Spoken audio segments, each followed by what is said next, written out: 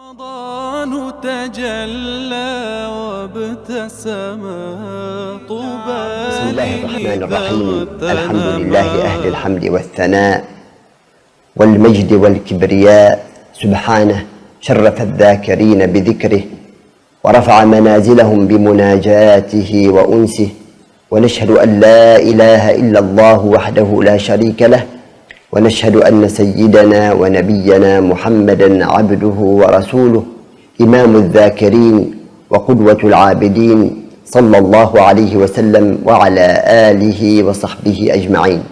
أما بعد، ذكر الله تعالى هو خير بضاعة يتزودها المؤمن وهو سائر في طريقه إلى الدار الآخرة.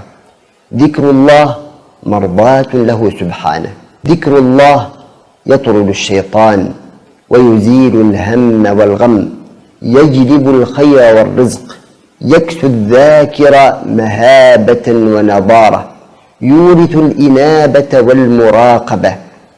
الذاكر لربه تتنزل عليه السكينة وتغشاه الرحمة وتحفه الملائكة. بذكره تعالى تطمئن القلوب. الذين آمنوا وتطمئن قلوبهم بذكر الله، ألا بذكر الله تطمئن القلوب. الذاكر مذكور عند ربه، فاذكروني أذكركم واشكروا لي ولا تكفرون. أيها المستمعون الكرام، لقد أمر الله تعالى بأن يذكر ذكرا كثيرا، فقال سبحانه: يا أيها الذين آمنوا اذكروا الله ذكرا كثيرا وسبحوه بكرة وأصيلا. ولذلك تجد المؤمن الحق من يذكر الله تعالى في كل وقت وحين وعلى أي حال. الذين يذكرون الله قياما وقعودا وعلى جنوبهم ويتفكرون في خلق السماوات والأرض، ربنا ما خلقت هذا باطلا سبحانك فقنا عذاب النار.